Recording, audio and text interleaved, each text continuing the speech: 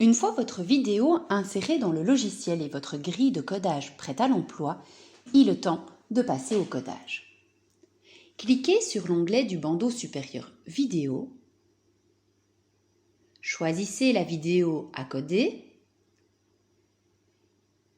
Cliquez sur Détails et ensuite sur Regarder et coder la vidéo.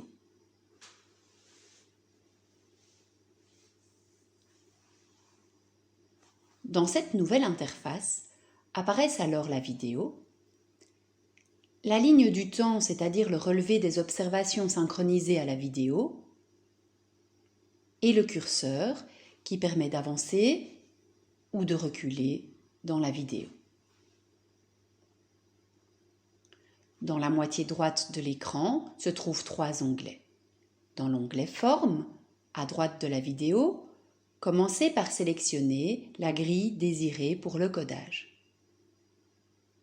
Les différents boutons créés précédemment apparaissent alors à droite de la vidéo.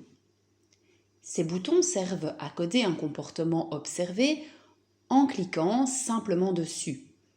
Pour rappel, si vous avez choisi l'option Toggle Button, vous devez cliquer sur le bouton pour marquer le début du comportement et cliquer une seconde fois pour marquer la fin du comportement. Si vous avez choisi de déterminer la durée du comportement avec les options Lead Time et Lag Time, un seul clic suffit pour coder un comportement. Dans les exemples suivants, la grille et les options des boutons sont déjà prédéfinies.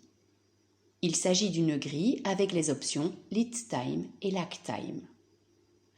Ce qui signifie que lorsque vous observez un comportement, vous pouvez dès lors le coder en cliquant sur le bouton s'y rapportant.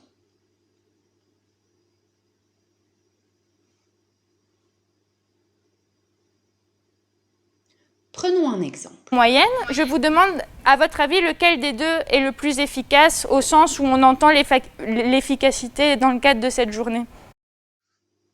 Ici, l'enseignante demande aux étudiants leurs avis quant à une situation fictive. Elle objective donc l'opinion des étudiants. Il suffit dès lors de revenir en arrière dans la vidéo au début de ce comportement et de cliquer une seule fois sur le bouton Objectivation de l'opinion, de l'expérience et des représentations pour coder ce comportement, puisque le bouton comprend l'option Lead Time et Lag Time. Et moyenne, je vous demande, à votre avis, lequel des deux est le plus efficace au sens où on entend l'efficacité dans le cadre de cette journée?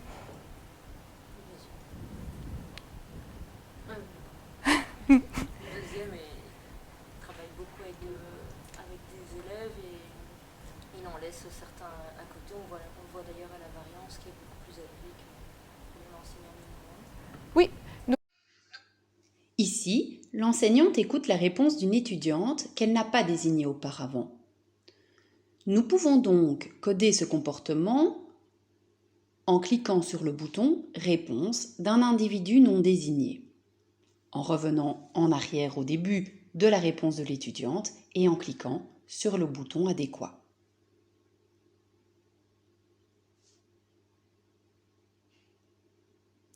Continuons encore une fois.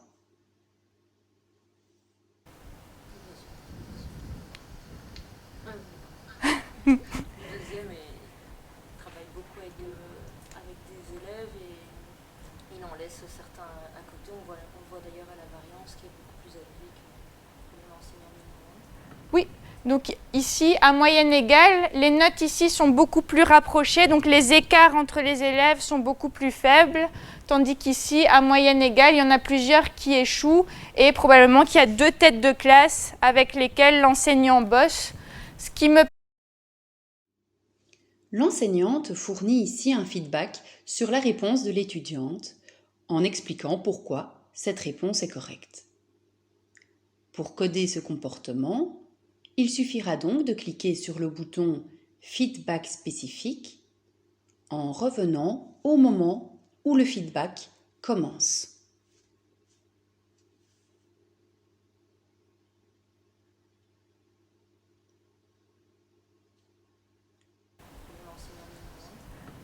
Donc, on revient au début du comportement et on code en cliquant sur le bon bouton Feedback spécifique.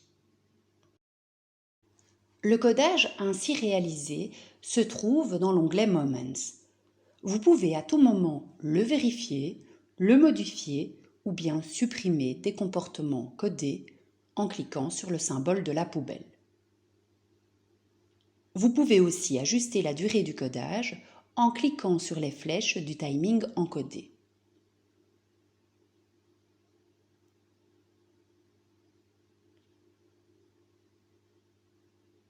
Il est aussi possible d'ajouter un commentaire. Cela peut être utile pour revenir plus tard sur le codage en cas de doute ou lorsque le codage implique plusieurs collaborateurs auxquels vous souhaitez adresser un message, par exemple. Les commentaires peuvent être modifiés ou supprimés.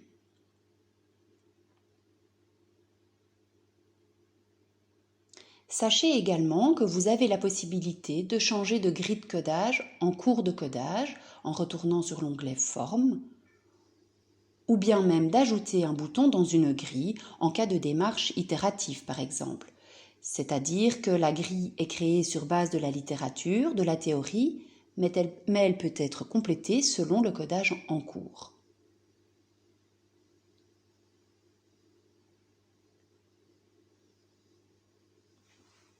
Si vous souhaitez ajouter un bouton en cours de codage, cliquez sur Add Button. Nommez le bouton et définissez ses caractéristiques comme expliqué dans la vidéo dédiée à l'insertion d'une grille dans le logiciel. Dans ce cas, pensez à repasser en revue l'ensemble du codage déjà réalisé avec le nouveau bouton créé. Si vous souhaitez modifier un bouton déjà existant, cliquez sur le crayon présent à côté de chaque bouton et modifiez les caractéristiques de celui-ci.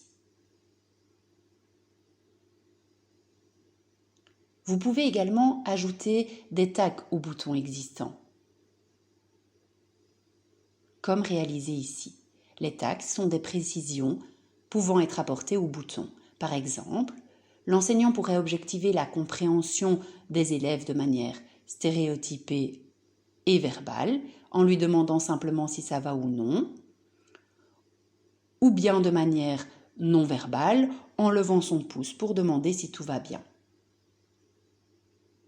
Des tags, objectivation stéréotypée verbale et objectivation stéréotypée non verbale pourraient alors être ajoutés pour préciser le feedback fourni.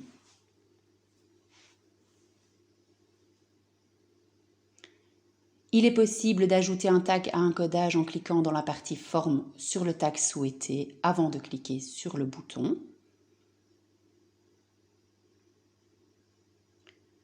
Ou bien dans la partie Moments en cliquant sur Add Tag et puis sur le tag désiré.